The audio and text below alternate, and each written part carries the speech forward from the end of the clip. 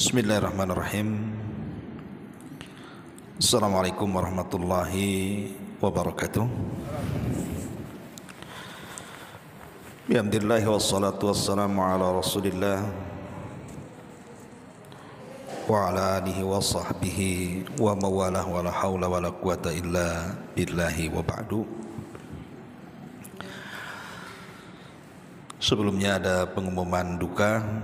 Innalillahi wa inna ilaihi raji'un. Telah meninggal dunia ayahanda dari saudara kita Akhi Sufyan Ats-Tsauri, dan kita hanya bisa mendoakan semoga amal-amal beliau diterima oleh Allah Subhanahu wa taala dan dosa-dosanya diampuni, serta mendapatkan kedudukan di sisi Allah Subhanahu wa taala dengan kedudukan yang baik, dan semoga Allah luaskan kuburnya, Allah memudahkan setiap fitnah-fitnah kubur, dan tentunya bagi yang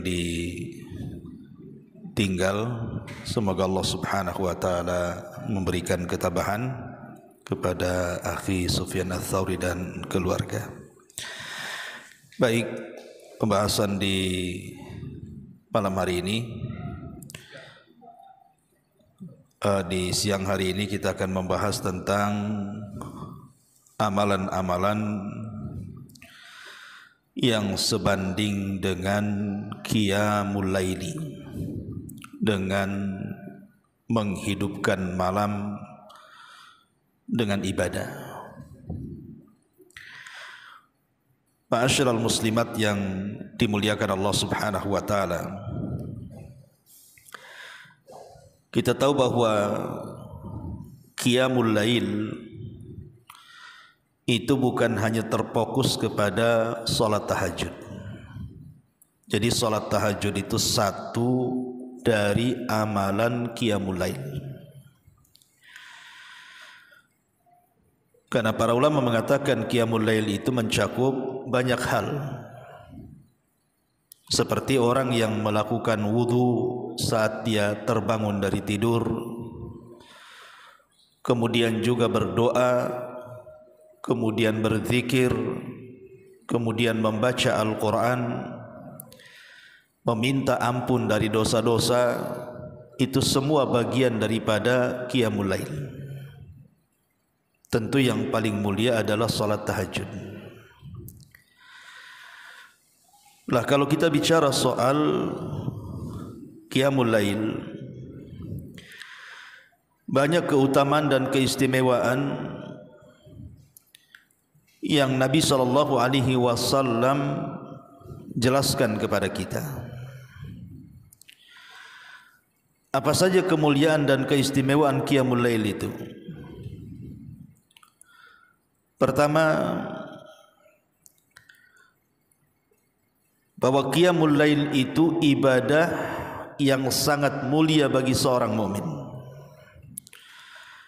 Sebagaimana sabda Nabi SAW, inna syarafal mu'min qiyamuhu bil laili.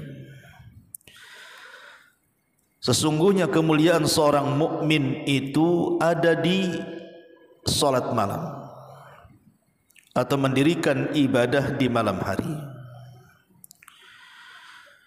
Jadi kalau kita ingin mendapatkan kemuliaan di sisi Allah Subhanahu wa taala, maka hidupkan malam-malam kita dengan ibadah. Dan ingat, siapapun yang mendapatkan kemuliaan dari Allah Subhanahu wa taala, maka tidak ada makhluk yang bisa menghinakannya. Maka kemuliaan seorang mukmin itu bisa diraih dengan qiyamul lail. Ma'asyiral muslimat yang dimuliakan Allah Subhanahu wa taala. Kemudian yang kedua, qiyamul lail menghidupkan malam-malam dengan ibadah. Apakah dengan zikir, baca Quran, berwudu, istighfar ataupun tahajud. itu salah satu perkara yang bisa mendatangkan kecintaan Allah Subhanahu wa taala kepada kita. Makanya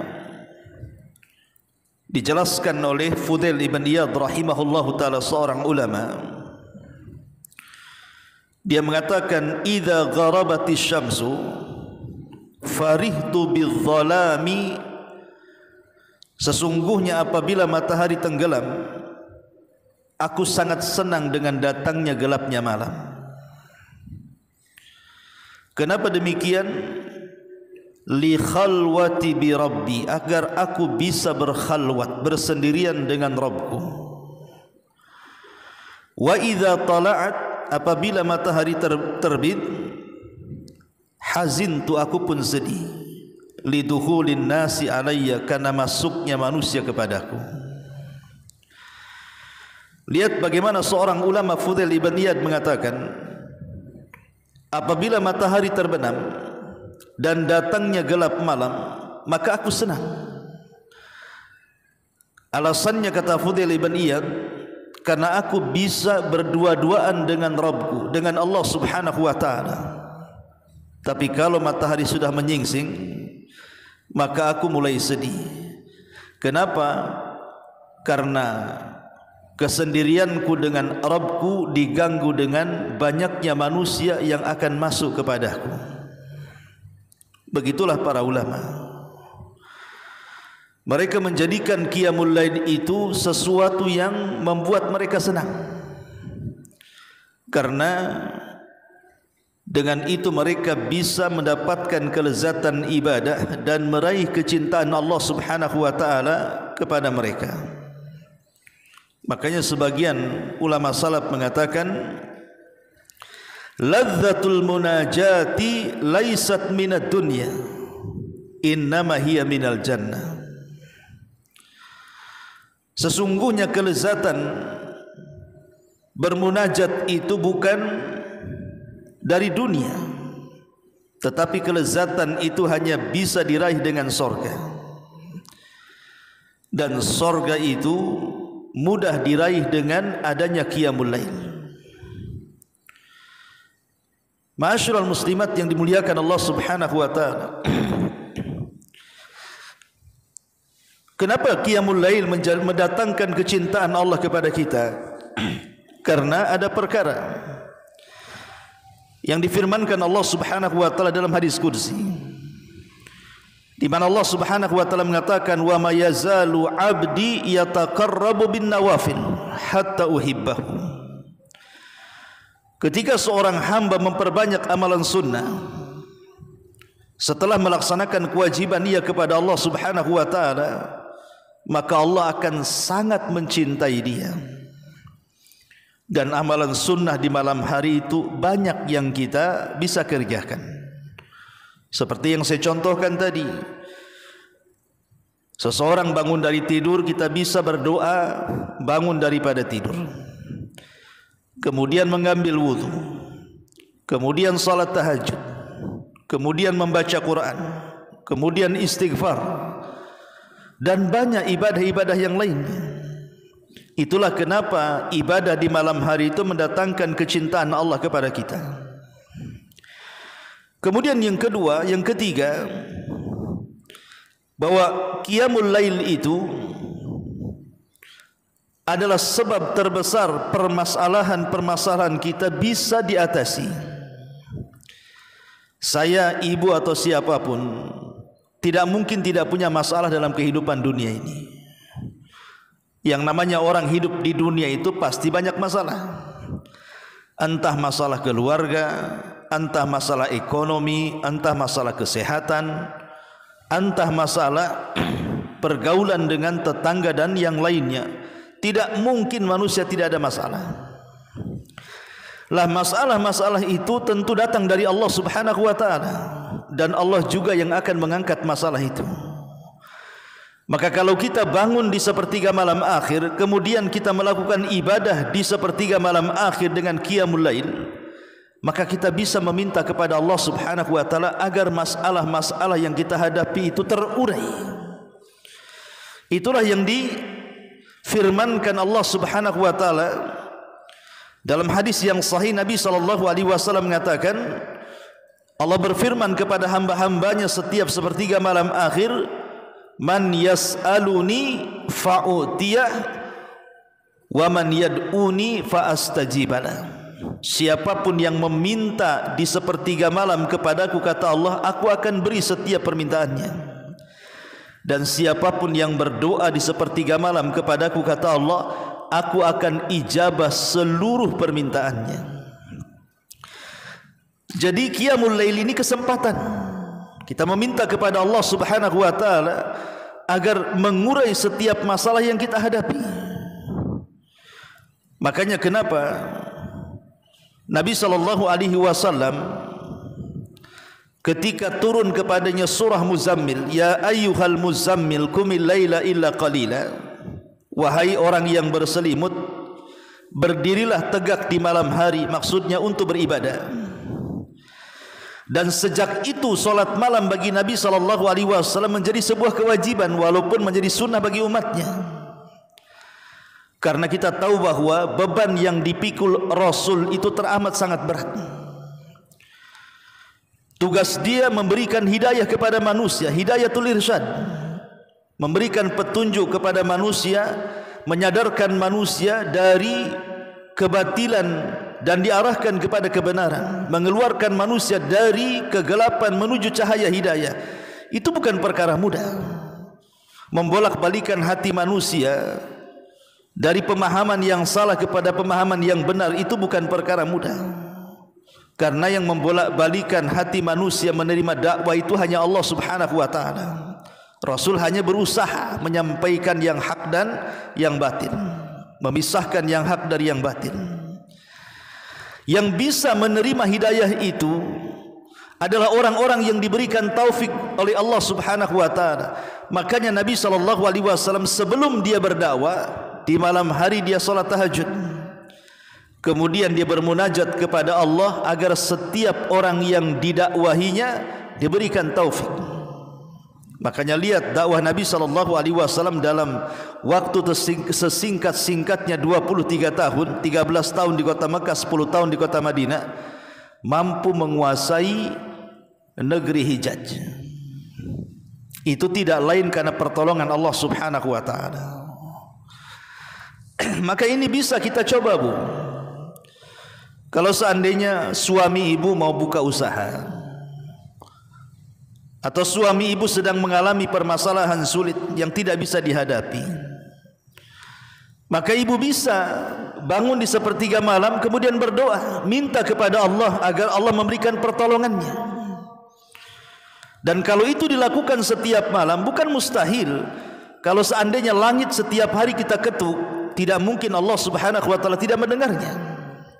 Maka ini kesempatan bahwa ibadah di malam hari itu bisa menyelesaikan banyak perkara dan masalah dalam kehidupan kita.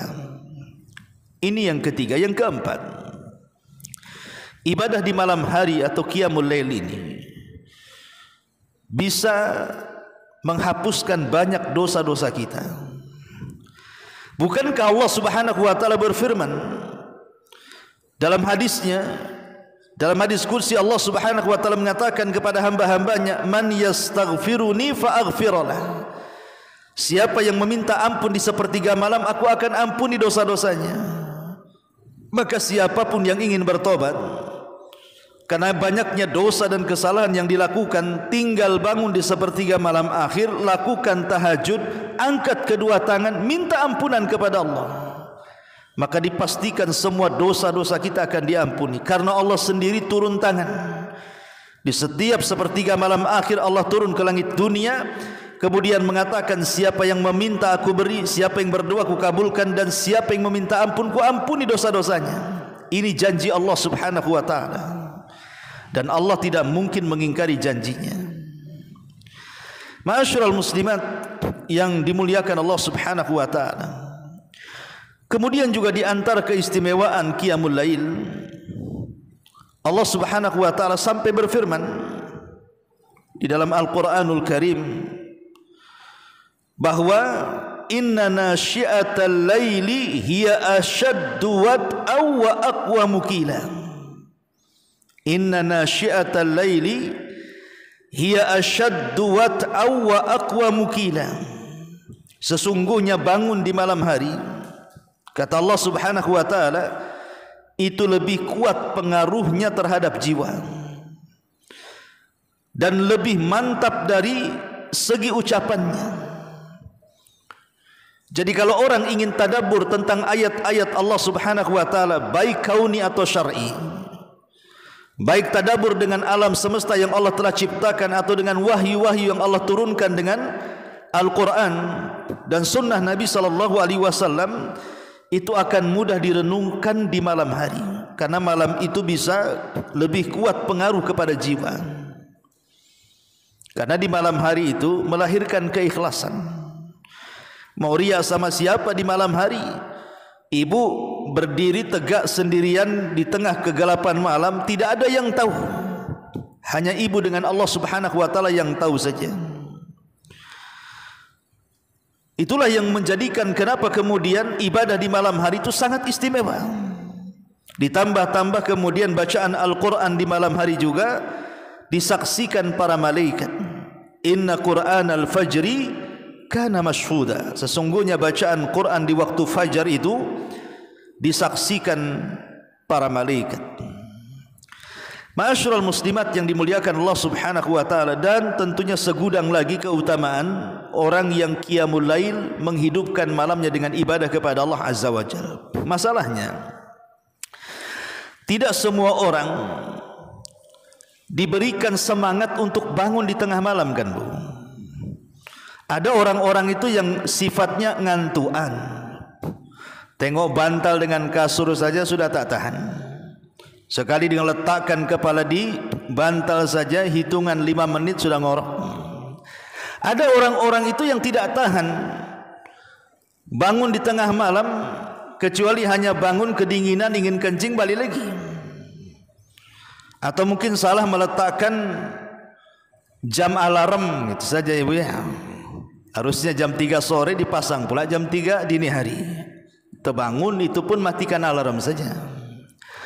Jadi tidak semua orang itu diberikan oleh Allah Subhanahu wa taala kegemaran untuk qiyamul lail. Ya, itu wajar karena fitrah manusia itu kegemarannya masing-masing. Ada orang yang gemar puasa karena dia tahan dengan lapar, tapi dia tidak gemar sedekah, mungkin dia pelit. Atau mungkin dia sedekah, subhanallah, mudah dia mengeluarkan sedekah dan dia merasa puas dengan sedekahnya, tapi tidak bisa berpuasa karena laparan. Sebaliknya juga ada orang yang puasanya oke, sedekahnya iya, solat malamnya pula ngantuan. Dia tidak bisa bangun di tengah malam. Jadi masing-masing orang itu punya kelebihan. Lah orang-orang yang tidak memiliki kesanggupan untuk bangun di tengah malam karena mungkin faktor pekerjaan, faktor kelemahan, faktor kesibukan, faktor safar atau yang lainnya, maka di sana ada amalan-amalan yang bisa membandingi amalan-amalan orang yang menegakkan di malam hari dengan beribadah. Apa saja amalan itu? Ada 11 amalan yang disebutkan oleh para ulama. Apa saja 11 amalan itu? Yang pertama, ada ussalatil isya'i wal fajri fi jama'atin. Melaksanakan salat isya dan salat fajar secara berjamaah. Tentu bagi laki-laki, kalau ibu-ibu yang penting tepat waktu. Salat isyanya tepat waktu, salat fajarnya tepat waktu. Nabi SAW bersabda dalam hadis yang dikeluarkan Imam Malik dalam Muwatta'nya, Ahmad dalam Musnadnya, dan juga Muslim serta Tirmidzi dan Abi Dawud, dari sahabat Utsman ibn Affan radhiyallahu an, dia mengatakan Rasul bersabda, "Man shallal isya'a fi jama'atin kana ka qiyami nisfi lailatin wa man shallal isya'a wal fajra fi jama'atin kana ka qiyami lailatin." Kata Nabi SAW, barang siapa yang melaksanakan solat isya secara berjamaah, maka seolah-olah dia separuh malam dia hidupkan dengan qiyamul lail. Tapi barang siapa yang solat isya plus dengan fajarnya secara berjamaah, maka seolah-olah dia menghidupkan satu malam penuh dengan qiyamul lail. Subhanallah. Hanya menjaga waktu salat dan berjamaah. Kata Nabi SAW, kalau hanya salat isya berjamaah berarti seolah-olah salat malam separuh malam. Tapi dengan subuhnya berjamaah, maka seolah-olah kita menghidupkan malam dengan qiyamul lail. Ini yang pertama. Yang kedua, ada'u arba'i raka'atin qabla salati zuhri. Melaksanakan 4 rakaat salat qabliyah zuhur. Ibu melaksanakan salat qabliyah zuhur 4 rakaat, 2 rakaat salam, 2 rakaat salam.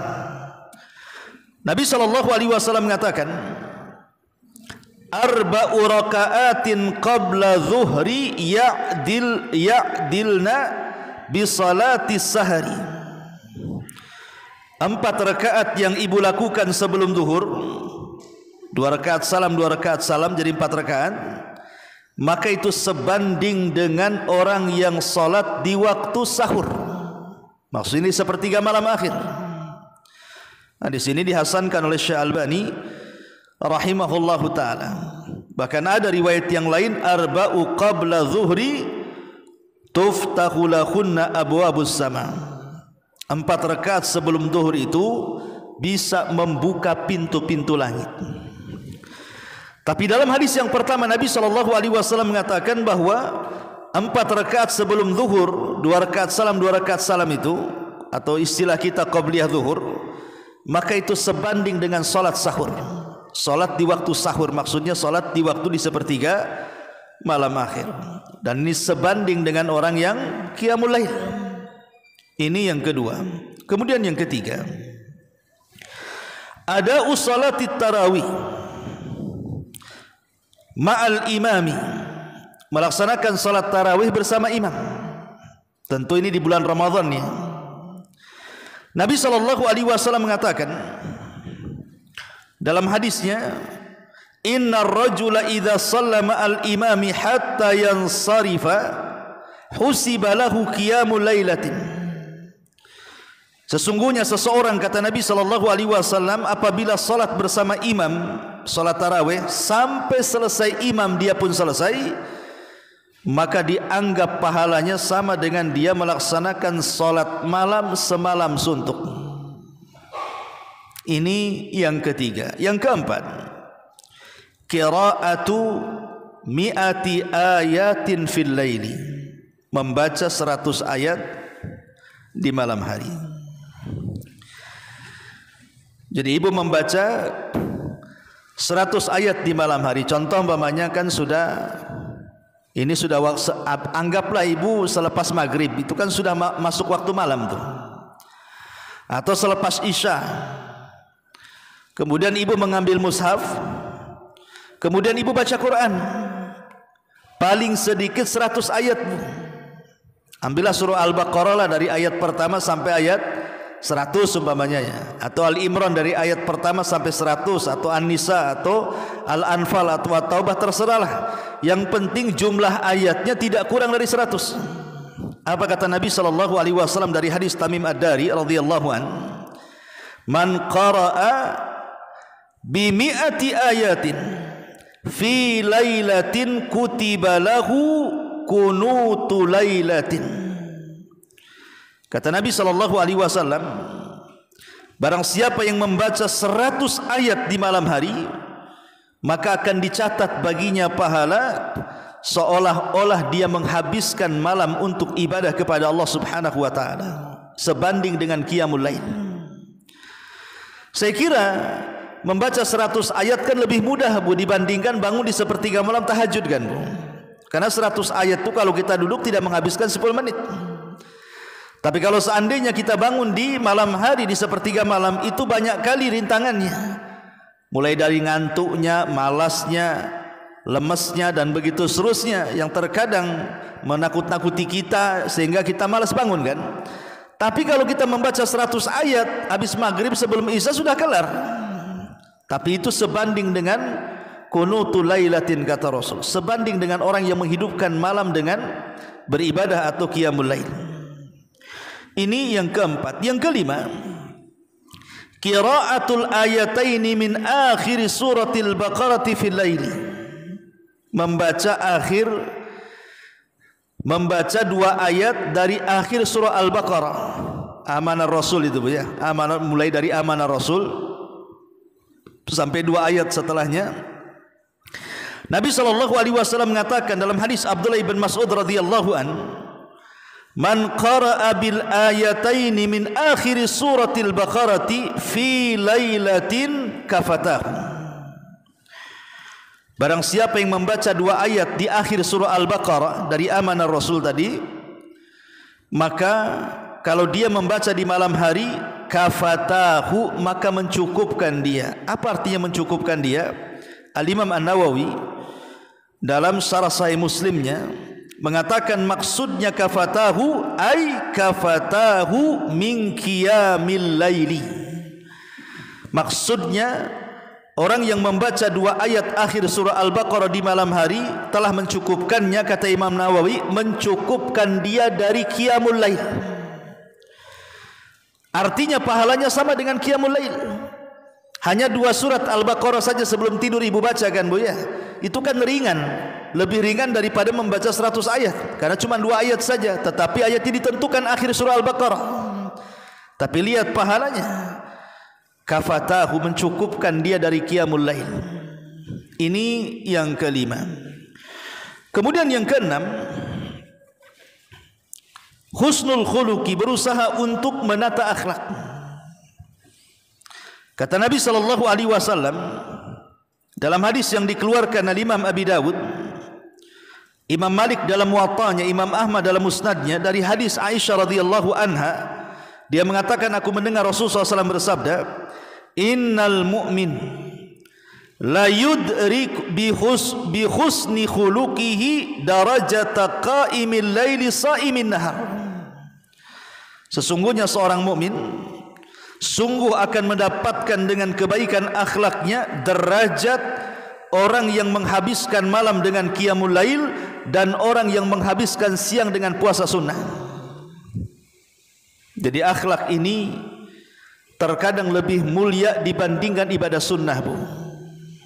Ingat Bu ya, akhlak itu terkadang jauh lebih mulia dibandingkan ibadah sunnah. Makanya hadis Abu Hurairah radhiyallahu an yang terdapat dalam dalam kitab yang dikarang Imam Bukhari selain sahihnya namanya Adabil Mufrad. Seorang sahabat bertanya kepada Nabi sallallahu alaihi wasallam, "Ya Rasulullah, ada seorang wanita yang menghabiskan malamnya dengan qiyamul lail, siangnya dengan puasa sunnah, hartanya dihabiskan dengan sedekah, banyak kebajikan dan kebaikan dia lakukan. Tapi penyakitnya satu, dia tidak berakhlak. Dia suka menyakiti tetangganya dengan lisannya." Apa kata Rasul? Wanita ini tidak punya pahala. Wanita ini tidak punya kebaikan. Bahkan wanita ini layak masuk neraka. Lihat bagaimana Nabi SAW menjunjung akhlak dibandingkan apa? Ibadah sunnah. Padahal wanita ini menghabiskan malamnya dengan qiyamul lail, siangnya dengan puasa sunnah, dan menghabiskan harta yang disedekahkan. Tapi gara-gara akhlak lisan tidak dijaga, menyakiti tetangganya dengan lisannya, Rasul mengatakan tidak ada pahala solat malamnya, tidak ada pahala puasa sunnahnya, tidak ada pahala sedekahnya, habis gara-gara buruk akhlaknya. Makanya baik akhlak itu penting, karena itu bisa mendapatkan pahala yang jauh lebih besar daripada qiyamul lail dan puasa sunnah. Ini yang keenam. Yang ketujuh, as-sa'yu fi khidmatil armalati wal miskin, berusaha membantu, menolong, meringankan beban para janda-janda yang tidak mampu dan orang-orang miskin secara umum. Nabi SAW mengatakan dalam hadis Abi Hurairah yang dikeluarkan Imam Ahmad, Bukhari dan juga Muslim, Kata Nabi SAW, as-sa'i alal armalati wal miskini kal mujahidi fi sabilillah awil qa'imil laila as-sa'imin nahara. Orang-orang yang berusaha menolong janda-janda yang miskin, terutama orang-orang yang sudah tua kan Bu ya, sudah usianya 70, 60 tahun ke atas, yang enggak punya suami.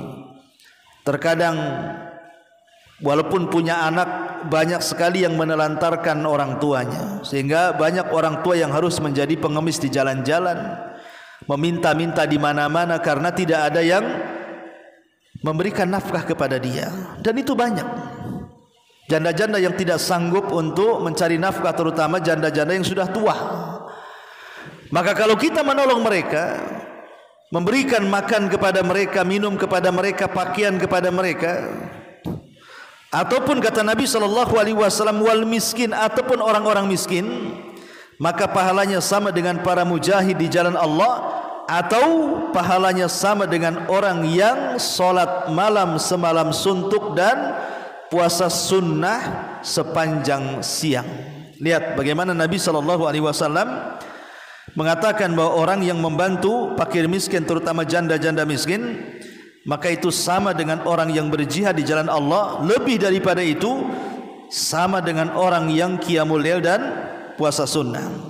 Ini yang ke-7. Yang ke-8, al-muhafadzatu ala ba'di adabil jum'ah, menjaga adab-adab Jumat tentu bagi laki-laki. Kata Nabi SAW dalam hadis yang dikeluarkan Al-Imam Abi Dawud, Ahmad, Tirmidzi, Nasai dan yang lainnya dari Uwais Ibnu Uwais Al-Thaqafi radhiyallahu an, dia mengatakan Nabi SAW bersabda, man ghassala yawmal jum'ati waghtasal thumma bakkara wabtakar wa masha wa lam yarkab wadana minal imam fastama'a wa lam yalghu kana lahu bi kulli khutwati amalu sanatin ajru siyamiha wa qiyamiha. Barang siapa yang mandi di hari Jumat, kemudian dia pun berpagi-pagi betul dia datang ke masjid, dan dia berjalan kaki tidak berkendaraan, kemudian sesampainya di masjid dia mendekati imam, kemudian dia mendengarkan khutbah dan tidak main-main, maka setiap langkahnya, maka dia mendapatkan amalan setahun, seolah-olah puasa setahun dan solat malam setahun. Subhanallah. Makanya ini perlu diingatkan ibu-ibu ya kepada para suami. Bilang sama suami, pagi-pagi kalau hari Jumat itu suruh ke masjid Bu, biar mendapatkan ibadah setahun puasa dan setahun qiyamul lail. Kemudian yang ke-9, ribatu yaumin wa lailatin fi sabilillah, menjaga perbatasan. Menjaga perbatasan maksudnya supaya musuh tidak masuk ke negara kita. Menjaga perbatasan karena Allah Subhanahu wa taala, maka Rasul mengatakan ribatu yaumin wa laila, menjaga perbatasan sehari semalam saja, khairun min siyami syahrin wa qiyami, itu lebih baik daripada puasa sebulan dan solat malam sebulan. Jadi orang-orang yang menjaga perbatasan demi menjaga NKRI, menjaga kedaulatan negara, sehari saja itu lebih baik dibandingkan puasa sebulan atau solat malam sebulan. Bagaimana kedua hari, kalikan saja ya. Ini yang ke-9. Yang ke-10, antanwiya qiyamal laili qabla naum, ibu niatkan sebelum tidur bahwa ibu akan bangun di tengah malam untuk tahajud. Kata Nabi SAW, man ata firashahu wa huwa yanwi an yakuma yusalli minal laili faghalabathu aynahu hatta asbah kutiba lahu ma nawa wa kana naumuhu sadaqah wa kana naumuhu sadaqatun alaihi min rabbih azza wa jalla. Siapa yang menuju pembaringannya Kemudian sebelum tidur dia berniat ingin tahajud di malam hari. Allah takdirkan tidak bangun dia, bangun pula subuh. Maka niat dia solat malam dicatat solat malam. Niat dia mendirikan malam dengan ibadah dicatat qiyamul lail. Dan tidurnya dianggap sedekah dari Allah Subhanahu wa taala. Lihat bagaimana hanya sekedar niat saja seseorang itu mendapatkan ibadah qiyamul lail, hanya niat saja. Tetapi tentunya bagi yang suka melaksanakan qiyamul lail, Bu. Jadi bukan sengaja tiap mau tidur niat tapi tidak bangun-bangun ya. Maksudnya dia suka qiyamul lail. Tapi mungkin karena lelahnya badan, mungkin karena lemahnya badan, capeknya badan, sibuknya badan, tapi dia pengen solat malam karena sudah terbiasa solat malam. Jadi dia niat, nanti malam saya bangun. Rupanya tak bangun, Bu. Maka ibu tercatat dengan solat malam. Walaupun tidak solat malam karena ada sudah niat qiyamul lail. Dan yang terakhir, antu allima ghairakal a'mal allati thawabuha ka qiyamil lail. Kita dakwahkan dari 10 amal ini. Kita dakwahkan kepada orang lain dari 10 amalan yang sebanding dengan qiyamul lail itu, ajak mereka untuk melakukannya. Ajak mereka melakukannya. Apakah kita ajak untuk salat Isya berjamaah atau salat Fajar berjamaah, atau mengajak manusia untuk melaksanakan 4 rakaat sebelum zuhur, atau melaksanakan tarawih bersama imam sampai selesai, atau membaca Quran 100 ayat, atau membaca 2 ayat dalam akhir surah Al-Baqarah setiap malam, atau kita menyuruh untuk berbudi pekerti yang baik, atau memerintahkan manusia untuk menolong janda-janda dan orang miskin, atau tadi menasihati bapak-bapak untuk pagi-pagi datang ke masjid hari Jumat ataupun menjaga perbatasan, atau niat solat malam sebelum tidur, ajak mereka. Mana salah satunya saja, kalau ada kemudian orang yang mengikuti ajakan kita dari 10 amalan ini, maka kita akan mendapatkan pahala dia. Umpamanya nih, ibu punya kawan gitu ya, punya kawan, kemudian kawan ini mampu, kemudian ibu pengaruhi, nanti kan dari segi ekonomi oke, saya punya tetangga dia janda, umurnya 70 tahun, kasihan gitu, bisa nggak anti bantu? Tahu-tahu tergerak, Bu. Rupanya orang yang ibu ajak bantu dia membantu, otomatis kan dia mendapatkan pahala sebagaimana hadis ini. Dia mendapatkan pahala salat malam dan puasa sunnah. Maka kita yang mengajak pun mendapatkan pahala yang sama, karena Rasul yang mengatakan ad-dalu ala khairin kafaili. Orang yang mengajak manusia kepada kebaikan itu sama dengan pahala orang yang melakukannya. Man dalla ala hudan kana lahu ajrun wa ajru man amila ba'dahu la yanqusu min ujurihim syai'a. Siapa yang mengarahkan manusia kepada kebaikan, maka dia mendapatkan pahala dan pahala orang yang mengikutinya tanpa mengurangi pahala mereka sedikit pun. Jadi ajak mereka. Apalagi sekarang di dunia medsos kan, masing-masing ibu punya handphone. Ya ibu kemudian menulis keutamaan-keutamaan yang saya jelaskan, akhirnya ada yang membaca dan mengamalkannya, maka ibu sudah mendapatkan pahala qiyamul lail dari amalan orang yang melakukannya, karena ibu yang mengajaknya dan mendorongnya lewat dakwah tadi. Inilah di antara 11 amalan yang ulama mengatakan pahalanya sebanding dengan qiyamul lail. Ma'asyiral muslimat yang dimuliakan Allah Azza wa Jalla, dan pembahasan terakhir, tentunya kita semuanya, saya, ibu atau siapapun, tentu kepengen kita ini bisa melaksanakan tahajud, karena tahajud itu kan kelezatan ibadah bagi seorang mukmin. Lalu apa perkara-perkara yang bisa memudahkan kita bangun malam? Pertama, sidqun niyah, pasang niat yang jujur bahwa kita ini mau sholat, bukan asal-asalan. Memang jujur kita mau bangun di sepertiga malam akhir. Insya Allah kalau kita sudah pasang niat dengan jujur, maka Allah pasti akan membangunkan kita. Yang kedua, at-tabkiru bin naum, bersegera tidur habis isya, tidur kalau tidak ada acara. Maka orang yang berpagi-pagi tidur, setelah isya langsung tidur, maka insya Allah akan mudah untuk bangun di sepertiga malam akhir. Tapi kalau sudah tidurnya jam 1, jam 2, itu jangankan sepertiga malam akhir, subuh aja bablas, ya.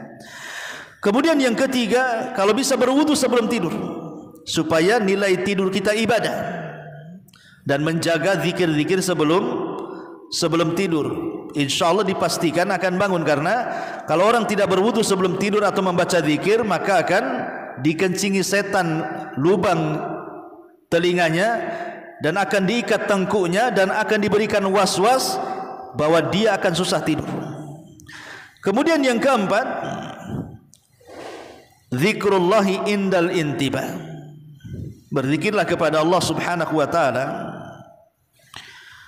ketika seseorang terbangun. Pamannya ibu terbangun entah karena mimpi, entah karena ingin kencing, entah karena kedinginan, pokoknya terbangunlah, ya. Maka berzikirlah kepada Allah Azza wa Jalla supaya menghilangkan kantuk kita dan kita bisa melaksanakan qiyamul lail.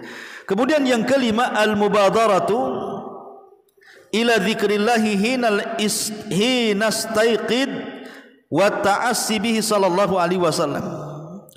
Bersegera melakukan 3 perkara ketika seseorang terbangun, dengan cara mengingat Allah dari 3 perkara. Pertama, segera membaca doa bangun tidur. Yang kedua, segera ambil berwudu. Yang ketiga, segera sholat.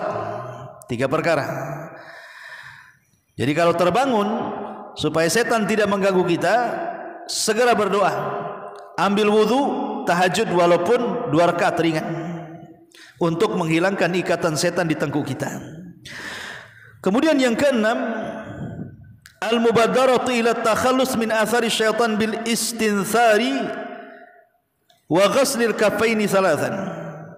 Kalau bangun tidur bukan hanya sekedar mengerjakan 3 perkara, juga ada hal yang perlu diketahui. Hilangkan bekas-bekas setan dalam badan kita. Dengan cara apa? Memasukkan berkumur-kumur dan memasukkan air ke hidung, karena kedua lubang hidung saat kita sedang tertidur itu tempat di mana setan itu bermalam. Jadi setan bermalam itu di lubang hidung kita, Bu. Makanya saat kita terbangun langsung berkumur-kumur dan memasukkan air ke hidung, kemudian mencuci tangan 3 kali. Kemudian yang ke nomor 7, kalau ingin bangun di tengah malam, tarkul ma'asi wal atham. Jauhi maksiat dan juga dosa sebelum tidur. Karena dosa dan maksiat itu mempengaruhi tidur. Kemudian yang nomor 8, at-taqallul minal akli wasyurbi. Tidak terlampau banyak makan sebelum tidur.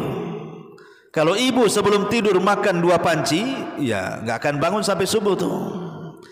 Kurangi saja makannya, maka itu akan memudahkan kita bangun. Kemudian yang ke-9, an yakuna hamul akhirati huwal ghalib ala qalbi. Hendaklah hati difokuskan kepada akhirat. Kalahkan hati dengan perkara akhirat. Jangan disibukkan dengan perkara uang dan dunia. Maka itu akan memudahkan kita bangun. Kemudian yang nomor 10, at-tafakkur fi ahwalil akhirah. Berfikir tentang kondisi-kondisi akhirat, kematian, alam kubur dan begitu seterusnya, supaya kita terangsang ketakutan sehingga kita pun lebih mendekatkan diri kepada Allah di tengah malam. Kemudian yang nomor 11, ma'rifatu fadli qiyamil lail. Kenali keutamaan orang yang menegakkan ibadah di malam hari, seperti yang saya sudah jelaskan. Karena orang yang tahu keutamaan pasti akan terangsang untuk bangun. Kemudian yang nomor 12, tahqiqu mahabbatillah. Cobalah tanamkan kecintaan kita kepada Allah Subhanahu wa taala. Kemudian yang ke-13, ingat bahwa di malam hari ada waktu yang kalau kita berdoa pasti mustajab, kalau kita minta pasti diberi, kalau kita minta istighfar pasti diampuni dosa-dosanya. Artinya ada waktu di mana Allah datang sendiri ke langit dunia. Masa kita mau menghadiri undangan manusia? Ini undangan Allah. Harusnya seorang hamba lebih tertarik datang kepada undangan Allah di sepertiga malam akhir, dan tentunya juga berdoa kepada Allah Subhanahu wa taala agar Allah bisa membangunkan kita dengan di malam hari. Dan lebih daripada itu, gunakan wasilah sebab-sebab yang bisa kita bangun seperti alarm dan yang semacamnya. Ma'asyiral muslimat yang dimuliakan Allah Azza wa Jalla, dan pembahasan terakhir, tentunya kita semuanya, saya, ibu atau siapapun, tentu kepengen kita ini bisa melaksanakan tahajud. Karena tahajud itu kan kelezatan ibadah bagi seorang mukmin. Lalu apa perkara-perkara yang bisa memudahkan kita bangun malam? Pertama, sidqun niyah, pasang niat yang jujur bahwa kita ini mau sholat, bukan asal-asalan. Memang jujur kita mau bangun di sepertiga malam akhir. Insya Allah kalau kita sudah pasang niat dengan jujur, maka Allah pasti akan membangunkan kita. Yang kedua, at-tabkiru bin naum, bersegera tidur habis isya. Tidur kalau tidak ada acara. Maka orang yang berpagi-pagi tidur, setelah isya langsung tidur, maka insya Allah akan mudah untuk bangun di sepertiga malam akhir. Tapi kalau sudah tidurnya jam 1, jam 2, itu jangankan sepertiga malam akhir, subuh aja bablas, ya. Kemudian yang ketiga, kalau bisa berwudu sebelum tidur, supaya nilai tidur kita ibadah, dan menjaga zikir-zikir sebelum tidur. Insya Allah dipastikan akan bangun. Karena kalau orang tidak berwudu sebelum tidur atau membaca zikir, maka akan dikencingi setan lubang telinganya, dan akan diikat tengkuknya, dan akan diberikan was-was bahwa dia akan susah tidur. Kemudian yang keempat, zikrullahi indal intibah, berzikirlah kepada Allah Subhanahu wa ta'ala ketika seseorang terbangun. Pamannya ibu terbangun entah karena mimpi, entah karena ingin kencing, entah karena kedinginan, pokoknya terbangunlah, ya. Maka berzikirlah kepada Allah Azza wa Jalla supaya menghilangkan kantuk kita dan kita bisa melaksanakan qiyamul lail. Kemudian yang kelima, al-mubadaratu ila dzikrillahi hinastaiqid wa ta'assi bihi sallallahu alaihi wasallam, bersegera melakukan 3 perkara ketika seseorang terbangun dengan cara mengingat Allah dari 3 perkara. Pertama, segera membaca doa bangun tidur. Yang kedua, segera ambil berwudu. Yang ketiga, segera sholat. 3 perkara. Jadi kalau terbangun, supaya setan tidak mengganggu kita, segera berdoa, ambil wudu, tahajud walaupun 2 rakaat ringan, untuk menghilangkan ikatan setan di tengkuk kita. Kemudian yang keenam, al-mubadaratu ila takhallus min athari syaitan bil istinthari wa ghaslil kaffaini thalathan. Kalau bangun tidur bukan hanya sekedar mengerjakan 3 perkara, juga ada hal yang perlu diketahui. Hilangkan bekas-bekas setan dalam badan kita. Dengan cara apa? Memasukkan, berkumur-kumur dan memasukkan air ke hidung. Karena kedua lubang hidung saat kita sedang tertidur itu tempat di mana setan itu bermalam. Jadi setan bermalam itu di lubang hidung kita, Bu. Makanya saat kita terbangun langsung berkumur-kumur dan memasukkan air ke hidung, kemudian mencuci tangan 3 kali. Kemudian yang ke-7, kalau ingin bangun di tengah malam, tarkul ma'asi wal atham, jauhi maksiat dan juga dosa sebelum tidur. Karena dosa dan maksiat itu mempengaruhi tidur. Kemudian yang nomor 8, at-taqallul minal akli wasyurbi, tidak terlampau banyak makan sebelum tidur. Kalau ibu sebelum tidur makan 2 panci, ya nggak akan bangun sampai subuh tuh. Kurangi saja makannya, maka itu akan memudahkan kita bangun. Kemudian yang ke-9, an yakuna hamul akhirati huwal ghalib ala qalbi, hendaklah hati difokuskan kepada akhirat. Kalahkan hati dengan perkara akhirat, jangan disibukkan dengan perkara uang dan dunia, maka itu akan memudahkan kita bangun.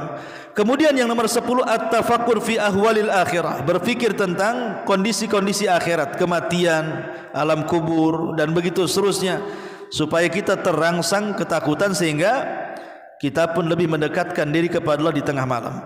Kemudian yang nomor 11, ma'rifatu fadli qiyamil lail, kenali keutamaan orang yang menegakkan ibadah di malam hari, seperti yang saya sudah jelaskan. Karena orang yang tahu keutamaan pasti akan terangsang untuk bangun. Kemudian yang nomor 12, tahqiqu mahabbatillah.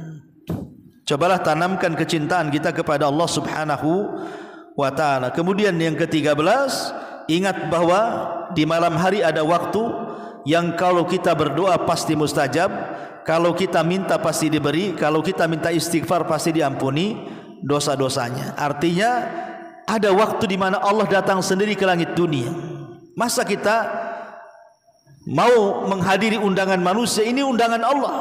Harusnya seorang hamba lebih tertarik datang kepada undangan Allah di sepertiga malam akhir, dan tentunya juga berdoa kepada Allah Subhanahu wa taala agar Allah bisa membangunkan kita dengan di malam hari. Dan lebih daripada itu, gunakan wasilah, sebab-sebab yang bisa kita bangun seperti alarm dan yang semacamnya.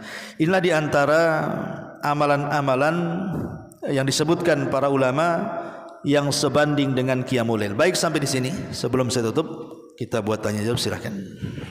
Dua pertanyaan, Ustaz. Iya. Yang pertama, apakah balasan pada hari kiamat seorang yang rajin beribadah, sholat malam dan sebagainya, tapi tidak mau membayar hutang? Ustaz. Yang kedua, apakah alasan yang membolehkan seorang istri minta cerai? Ya, alhamdulillah. Yang pertama, hutang ini akan menahan kita dari sorga.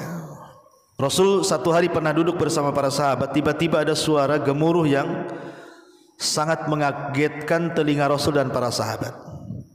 Kemudian Rasul berkata kepada para sahabat, tahukah kamu suara apa ini? Sahabat mengatakan, Allah dan Rasul yang tahu. Kemudian Nabi SAW mengatakan, baru saja Jibril datang kepadaku memberitahu bahwa seseorang tertahan dengan hutangnya walaupun dia mati syahid berkali-kali. Jadi umpamanya ada orang berperang mati hidup lagi, berperang mati hidup lagi, berperang mati hidup lagi, artinya mati syahid berkali-kali.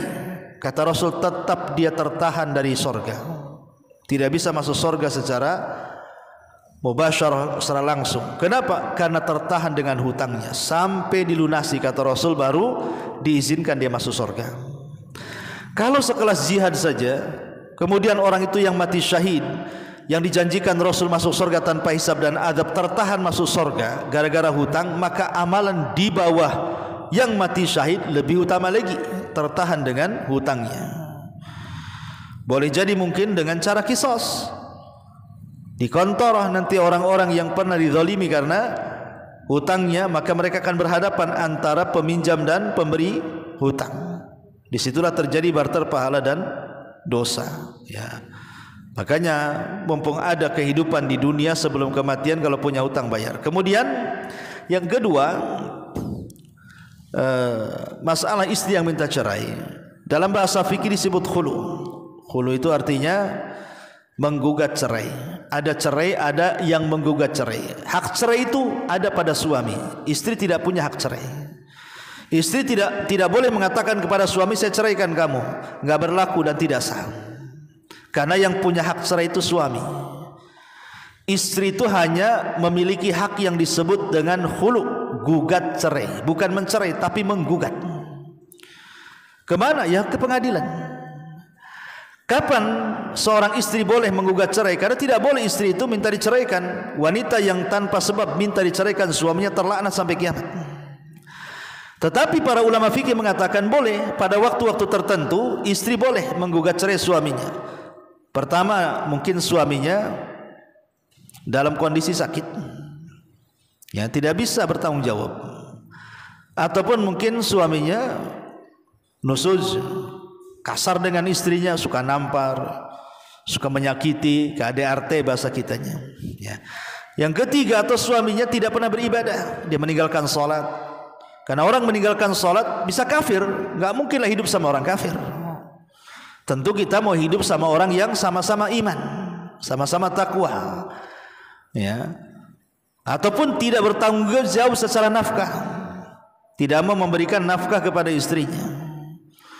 Ya, jadi perkara-perkara seperti ini boleh seseorang wanita menggugat cerai kalau ada alasan yang syar'i. Tapi kalau tidak ada alasan yang syar'i, maka dilaknat wanita yang minta cerai kepada suaminya. Wallahu a'lam. Baik, kalau tidak ada, sampai di sini kita tutup. Subhanakallahumma bihamdika, asyhadu an la ilaha illa anta astaghfiruka wa atubu ilaik. Allahu taala alam. Assalamualaikum warahmatullahi wabarakatuh.